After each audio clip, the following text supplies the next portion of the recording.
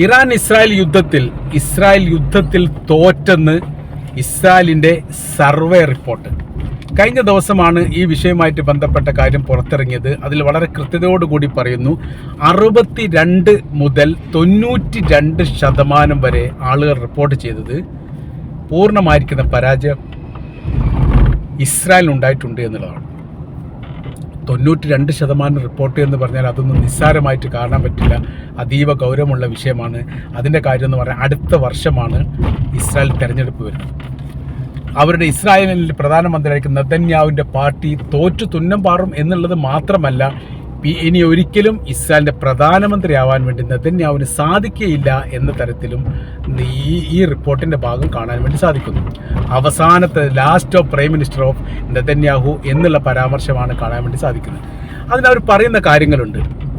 ഈ യുദ്ധം കൃത്യമായ രീതിയിലുള്ള തയ്യാറെടുപ്പോട് കൂടിയോ പഠനത്തിന് വിധേയമാക്കിയിട്ടോ അത്തരം സംവിധാനങ്ങൾ കാര്യങ്ങൾ കൊണ്ട് നിർമ്മിച്ചതോ അല്ല. താൽക്കാലികമായി വളരെ പെട്ടെന്ന് നമ്മൾ ജയിക്കുമെന്ന് വിചാരിച്ചും ശത്രു രാജ്യം വളരെ ബലഹീനമായിരിക്കുന്ന രാജ്യമാണ് എന്ന് മനസ്സിലാക്കിയിട്ടും നടത്തിയ യുദ്ധമാണ്. അത്തരം യുദ്ധത്തിലൊന്നും ഒരിക്കലും എന്താവില്ല, ഒരു രാജ്യം ജയിച്ചു പോകില്ല എന്നുള്ളത് കൃത്യമാണ്, വ്യക്തമാണ്.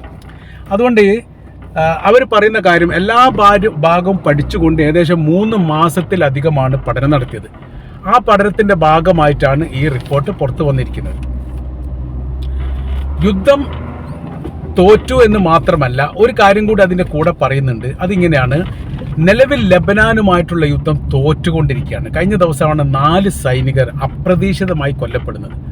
4 സൈനികർ കൊല്ലപ്പെടുന്നു, 3 ടാങ്കുകൾ തകർക്കപ്പെടുന്നു, കവചിത ഭാഗങ്ങൾ കത്തിയരിയുന്ന ചിത്രങ്ങളൊക്കെ പുറത്തുവിട്ടു. അത് ഇറാൻ ഹിസ്ബുള്ള ഗ്രൂപ്പ് തന്നെയാണ് പുറത്തുവിട്ടതിന് ശേഷവും പ്രഖ്യാപനം നടത്തിയതിന് ശേഷമാണ് ഇവർ അംഗീകരിച്ചത് എന്ന് ചുരുക്കം. ആ തരത്തിലാണ് അവസ്ഥാ സാഹചര്യങ്ങളൊക്കെ ഉള്ളത്. അപ്പോൾ എന്ത് ചെയ്യണം? ഇനിയും ഇസ്രായേലിൻ്റെ സൈനികർ കൊല്ലപ്പെടാതിരിക്കാൻ ആ മേഖലയിൽ നിന്ന് സൈന്യത്തെ പിൻവലിക്കണം. ഇതാണ് ആ ഭാഗം പറയുന്നത്.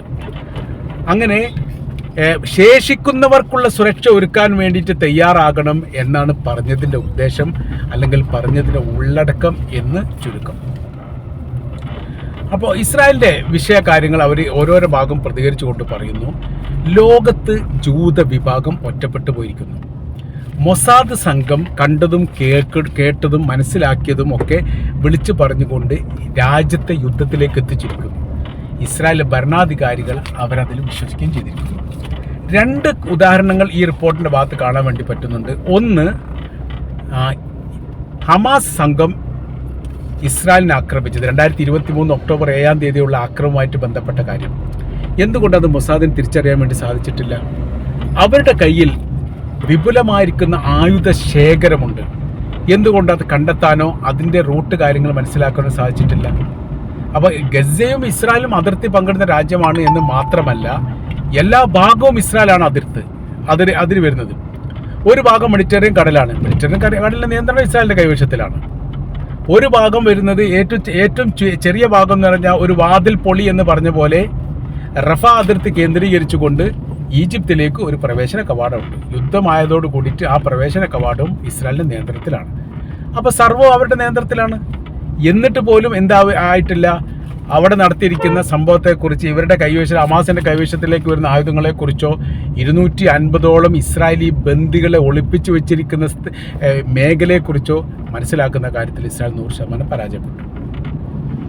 ആ പരാജയത്തിന് പാഠം ഉൾക്കൊണ്ടിട്ടില്ല എന്ന് മാത്രമല്ല, തിരുത്താനും അല്ലെങ്കിൽ ഇറാൻ്റെ ശക്തി മനസ്സിലാക്കാനും ഒരു അവസരം കൂടി ഇസ്രായേലിന് കിട്ടി, അതും ഉപയോഗിച്ചില്ല. അത് 2025 ആക്രമണമാണ്. 2025 ആക്രമണം തുടങ്ങിയതോട് കൂടിയിട്ട് 2-3 ദിവസം വലിയ രീതിയിലുള്ള മുന്നേറ്റം ഉണ്ടാക്കാൻ വേണ്ടിയിട്ട് ഇസ്രായേൽ സാധിച്ചു. ഇറാൻ തിരിച്ചടി തുടങ്ങിയതോടുകൂടി പതറിപ്പോയി. ഏറ്റവും ഒടുവിൽ ആണവായുധവുമായിട്ട് ബന്ധപ്പെട്ട മേഖല നശിപ്പിക്കാൻ വേണ്ടി അമേരിക്കയുടെ B-2 ബോംബർ വിമാനം വരെ എത്തി. ബങ്കർ ബസ്റ്റർ ബോംബ് ഉപയോഗിച്ചുകൊണ്ട് ആക്രമണം നടത്തി. ഒരു കാര്യം ഉണ്ടായിട്ടില്ല എന്ന് മാത്രമല്ല, ഒരു തകർച്ചയും നേരിടാത്ത വിധമുള്ള സംവിധാനങ്ങൾ അവിടെ ഒരുക്കി. അതോടുകൂടി പിന്നീട് പെട്ടെന്നൊരു സുപ്രഭാതത്തിൽ ട്രംപ് എന്ത് ചെയ്തു? വെടിനിർത്തൽ പ്രഖ്യാപിച്ചു. യുദ്ധം അവസാനിച്ചിരിക്കുന്നു എന്ന് പറഞ്ഞു. ആ ഒരു അവസരം അല്ലെങ്കിൽ ആ ഒരു സാഹചര്യം ഇറാൻ എന്ന് പറയുന്ന രാജ്യത്തെ മനസ്സിലാക്കാൻ കിട്ടിയ ഏറ്റവും നല്ല അവസരമായിരുന്നു എന്നതിൽ കാണാൻ വേണ്ടി സാധിക്കുന്നു. അവർ കിട്ടിയ ഏറ്റവും അവസരമായിരുന്നു. പക്ഷേ അത് അവസരം ഉപയോഗിച്ചിട്ടില്ല എന്ന് മാത്രമല്ല, ആക്രമണം നടത്തുന്നതിന് ഉചിതം എന്നുള്ളിടത്തേക്ക് കാര്യങ്ങൾ എത്തി. കാര്യം അവർക്ക് ഇവർ ഇസ്രായേൽ പറഞ്ഞ കണക്ക് പ്രകാരം 40%, 60% അവരുടെ മിസൈലുകളൊക്കെ നശിപ്പിച്ചിട്ടുണ്ട്. കുറച്ച് ശതമാനം മാത്രമാണ് ബാക്കിയുള്ളത്. ആ ബാക്കിയുള്ള ശതമാനം തങ്ങൾക്ക് നശിപ്പിക്കാവുന്നതേ ഉള്ളൂ എന്ന് മനസ്സിലാക്കി. പക്ഷേ ഇറാൻ്റെ നിർമ്മിതമായിരിക്കുന്ന ആയുധത്തിൻ്റെ 95% ഇപ്പോഴും ഭദ്രമാണ്, ഭൂമിക്കടിയിൽ, അണ്ടർഗ്രൗണ്ടാണ്. അത് കടലിൻ്റെ ആഴക്കടലിൽ പോലും ഉണ്ട് എന്ന് പറയുന്നു. അതൊന്നും കൃത്യമായ രീതിയിൽ മനസ്സിലാക്കാൻ ആർക്ക് സാധിച്ചിട്ടില്ല, ഇസ്രായേലിന് സാധിച്ചിട്ടില്ല. അതിലാണ് അവർ പരാജയപ്പെട്ടത്. അപ്പോൾ ഇപ്പോഴത്തെ വിഷയകാര്യങ്ങൾ പറയുന്ന സമയത്ത് ഇങ്ങനെ കൂടി അതിൽ പറയാൻ വേണ്ടി സാധിക്കുന്നു. അവർ പറയുന്ന കാര്യം എങ്ങനെയാണ്, ഒരു രാജ്യവുമായിട്ട് യുദ്ധം ചെയ്യണമെങ്കിൽ ആ രാജ്യത്തിൻ്റെ സൈനികപരമായിരിക്കുന്ന ശക്തിയെക്കുറിച്ച് കൃത്യമായിരിക്കുന്ന ഒരു അവബോധം വേണം. ആ അവബോധത്തിനനുസരിച്ച് മാത്രമാണ് തിരിച്ചടികൾ ചെയ്യേണ്ടത്. പക്ഷേ ഈ കാര്യത്തിൽ അങ്ങനെയൊന്നും ഉണ്ടായിട്ടില്ല എന്നുള്ളതാണ്. അപ്പോൾ 2025 ഇറാനെക്കുറിച്ച് മനസ്സിലാക്കാനുള്ള അവസരം കിട്ടി. അവസരം ഇസ്രായേൽ ഉപയോഗിക്കാതെ പോയി. അതിൻ്റെ തിക്തഫലം പിന്നീട് അനുഭവിക്കേണ്ടി വന്നു. 2026 വീണ്ടും യുദ്ധം ആരംഭിച്ചു. ഫെബ്രുവരി മാസം 28 ആദ്യം തന്നെ മണ്ടത്തരം ചെയ്തു ഇസ്രായേൽ അമേരിക്ക. അവരുടെ ആത്മീയ നേതാവിനെ കൊന്നു. ആത്മീയ നേതാവ് എന്ന് പറയുന്ന സമയത്ത് ഇറാനെ സംബന്ധിച്ചിടത്തോളം അതൊരു വൈകാരിക തലമാണ്. അതൊരു നിസ്സാരമായിരിക്കുന്ന സംഭവങ്ങളൊന്നുമല്ല. അത് അവരുടെ ഓരോ ഇറാനികൾക്കും അല്ലെങ്കിൽ ഓരോ ഷിയാക്കൾക്കും അവരുടെ ഏറ്റവും വലിയ നേതാവ് തന്നെയാണ്. അവർ രാഷ്ട്രീയ നേതാവായിട്ടല്ല, മതവിശ്വാസവുമായിട്ട് ബന്ധപ്പെട്ടും സാമൂഹികമായിട്ട് ബന്ധപ്പെട്ടും അവർ വല്ലാത്ത രീതിയിൽ ചേർന്ന് നിൽക്കുന്ന ഒരു നേതൃത്വ നിരയാണ് അന്ന് കൊല്ലപ്പെട്ടത്. അതോടുകൂടി കളം മാറിയെന്ന് മാത്രമല്ല, പിന്നീട് അവിടെ പെൺകുട്ടികൾ പഠിക്കുന്ന ഒരു സ്കൂളിന് നേരെ ആക്രമണം ഉണ്ടായി. 168 മിനാബ് ദുരന്തം എന്നാണ് അതിന് അറിയപ്പെടുന്നത്. ആ കുട്ടികൾ മരണപ്പെടുകയും ചെയ്തതോട് കൂടിയിട്ട് ഇറാൻ്റെ വൈകാരിക തലങ്ങൾ ലോകം കാണാൻ തുടങ്ങി. പിന്നീട് അവർ ചെയ്തു കൂട്ടിയിരിക്കുന്ന പ്രവർത്തികൾ ലോകത്തിന് വിശദീകരിക്കാൻ പറ്റാത്തതാണ്. ഏകദേശം 18ഓളം രാജ്യങ്ങളെ ഇറാൻ ആക്രമിച്ചു എന്നുള്ളതും ഒരു രാജ്യത്തിന് പോലും തിരിച്ചടിക്കാൻ പറ്റാത്ത വിധമുള്ള ആക്രമണ പരമ്പര തന്നെ അവരുണ്ടാക്കി എന്നുള്ളതും സത്യമാണ്. അപ്പോൾ ഇസ്രായേലിനെ സംബന്ധിച്ചിടത്തോളം അവർ പറയുന്ന കാര്യങ്ങൾ, ഇസ്രായേൽ 1948 സ്വാതന്ത്ര്യമാകുന്നു. സ്വാതന്ത്ര്യമായതിനു ശേഷം 10ലധികം യുദ്ധങ്ങൾ നടക്കുന്നു. ഏറ്റവും വൈകാരികമായിരിക്കുന്ന യുദ്ധങ്ങളിൽ ഒന്നാണ് അറബ് ഇസ്രായേൽ യുദ്ധം 1968 നടന്നത്. ഈ അറബ് ഇസ്രായേൽ യുദ്ധത്തിൽ വലിയ രീതിയിലുള്ള വിജയം ഉണ്ടാക്കാൻ വേണ്ടിയിട്ട് സാധിച്ചു ഇസ്രായേലിന്. 4-6 രാജ്യത്തെ പരാജയപ്പെടുത്താൻ വേണ്ടി സാധിച്ചു എന്നുള്ളതാണ്. അതോടുകൂടി ഇസ്രായേലിനെ ലോകം അംഗീകരിച്ചു.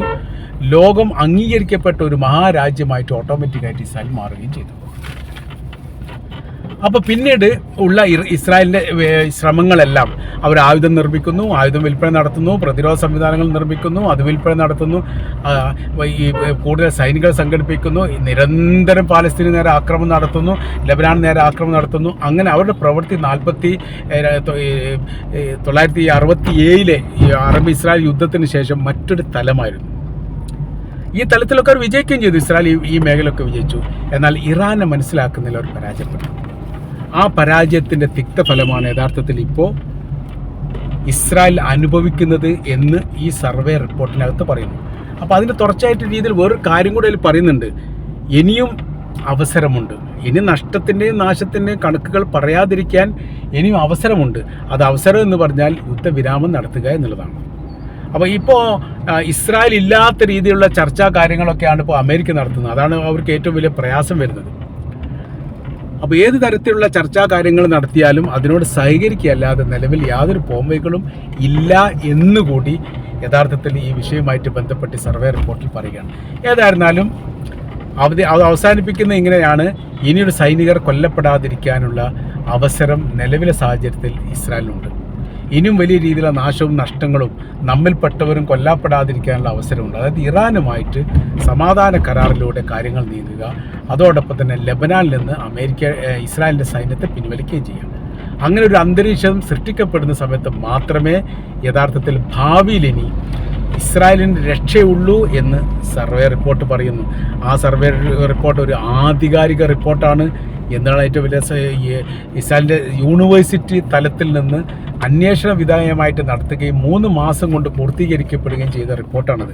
നിസ്സാരമായിട്ട് അതിന് കാണാൻ വേണ്ടി സാധിക്കുകയില്ല എന്ന് മാത്രമല്ല, ഈ ഒരു റിപ്പോർട്ട് വന്നതോടുകൂടി ഏറെക്കുറെ അമേരിക്ക ഇസ്രായേൽ വലിയ രീതിയിൽ ആശങ്കയിലാണ് എന്ന് കൂടി മനസ്സിലാക്കാൻ വേണ്ടിയിട്ട് സാധിക്കും.